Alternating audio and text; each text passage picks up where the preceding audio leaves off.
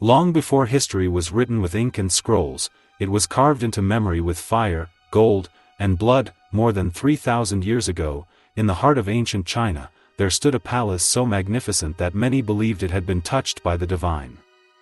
Its towering roofs gleamed like molten sunlight. Massive wooden columns were carved with mythical beasts and celestial symbols, then covered in gold. Precious stones reflected the torchlight like frozen stars. At night, thousands of flames illuminated its halls, turning the palace into a blazing constellation upon the earth. This was the palace of Dxin, the last king of the Shang dynasty. To his loyal followers, Dxin appeared chosen by heaven itself. To his enemies, he was a tyrant wrapped in silk and gold. His voice was law. His silence carried terror.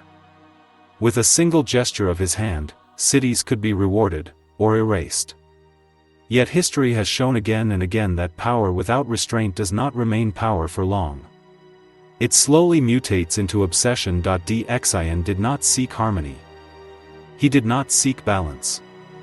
He sought excess. Legends say that ordinary pleasures soon bored him. Music had to be louder, echoing endlessly through palace halls. Feasts had to last not hours, but days. Tables bent under the weight of food. Beauty had to surround him constantly, dancers, musicians, servants, all existing solely for his enjoyment. And eventually, even wine was no longer enough. Wine was meant to be drunk. To warm the body. To loosen the tongue. But for Dxin, drinking was too simple, too ordinary. He wanted something greater. Something no ruler before him had dared to imagine. So he ordered the creation of a wine pool. At the very heart of the palace, servants carved an enormous basin from stone. Into it they poured vast quantities of wine, thick, deep red, fragrant with fruit and honey. Day and night, servants carried heavy vessels, their arms trembling under the weight, refilling the pool so it would never run dry. The surface shimmered like liquid rubies beneath the torchlight. The air grew heavy, intoxicating, almost suffocating. When the pool was ready, Dxin descended into it slowly, deliberately, as if performing a sacred ritual. Drums thundered. Flutes cried out in haunting melodies. Dancers in flowing silk circled the pool, their shadows twisting across golden walls. Gold bracelets, necklaces, and rings clung to the king's body as he sank into the wine, laughing. In that moment, Dxin believed himself untouchable. The world, to him, was no longer made of people, land, or responsibility. It was a stage.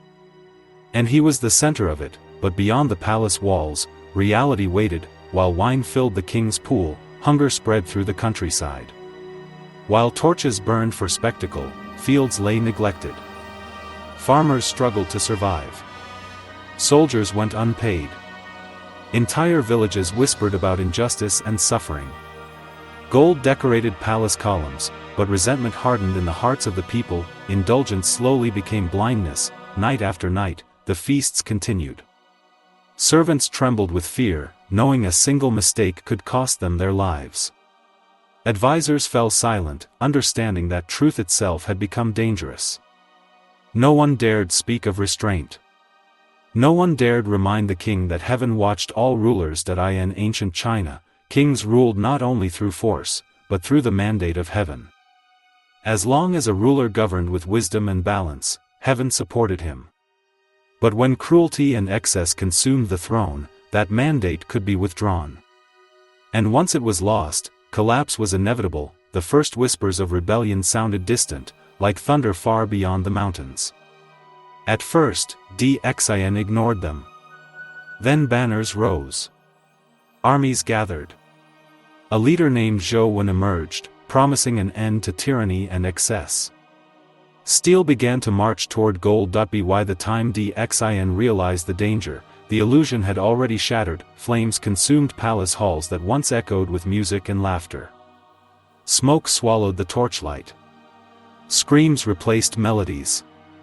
Wine spilled from the sacred pool, flooding marble floors and mixing with ash and dust, turning the ground dark red, as if the palace itself were bleeding. Dxin fled through corridors that had once celebrated him. The laughter was gone. The music was silent. Gold could not stop steel. Luxury could not stop fate. The Shang dynasty ended in fire and chaos. A kingdom built on excess collapsed under its own weight. The palace of indulgence became ruins.